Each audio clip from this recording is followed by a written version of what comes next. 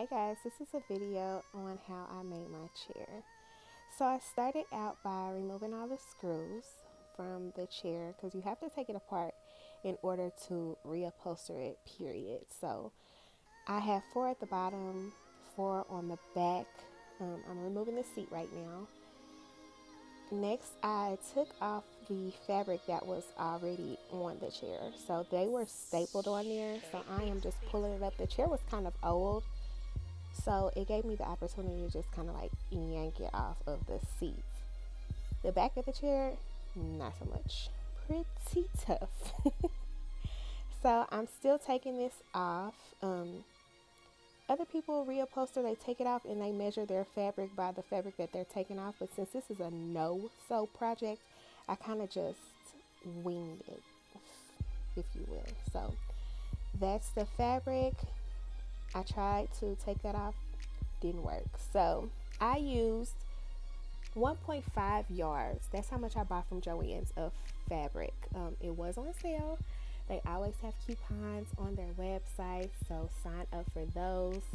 I am using a staple gun that I got from Walmart to staple the fabric. I kind of try to follow the staples that they had already had. You can see the marks where their staples were. I try to follow that guide, kind of.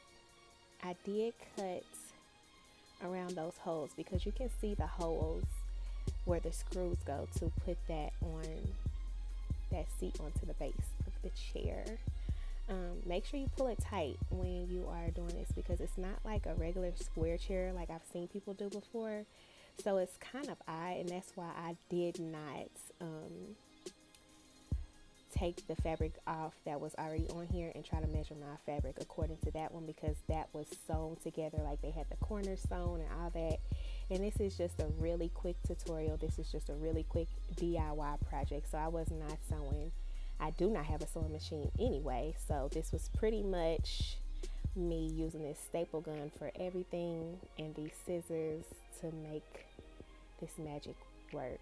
If you don't have a staple gun, I don't think that one was that expensive. I think it was like $30. The handheld manual kind, those are a whole lot cheaper. I'm kind of weak, so I needed an electric one. I'm not that strong. So that is the base of the chair. Kind of see me finishing it up, stapling those corners down. And since I could not, it was like the toughest thing in the world to try to take the fabric off of the back of the chair. This portion here, it was so hard and it was hurting, and I almost cut my finger. So I was like, you know what, I'm just gonna put it over it.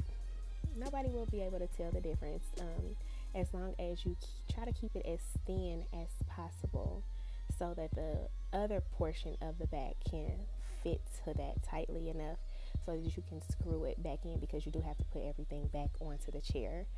So I was clearly having some difficulty trying to get this tight and right and as thin around the edges as possible, because I had to put the other side of the back of the chair on top of that while still trying to make it seem pretty seamless.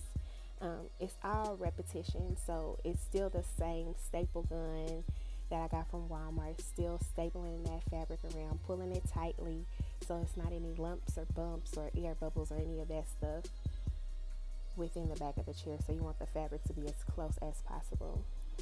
I did clean the chair with a little concoction of like dishwashing liquid, some Pine Sol, and some bleach.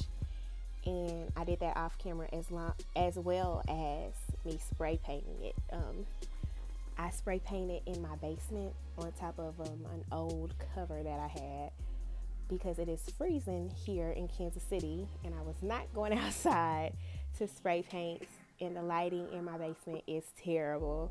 So I spray painted off camera. You can see me putting those screws back into the chair so that the seat can be secured to the base of that chair. My phone died. This is the finished project.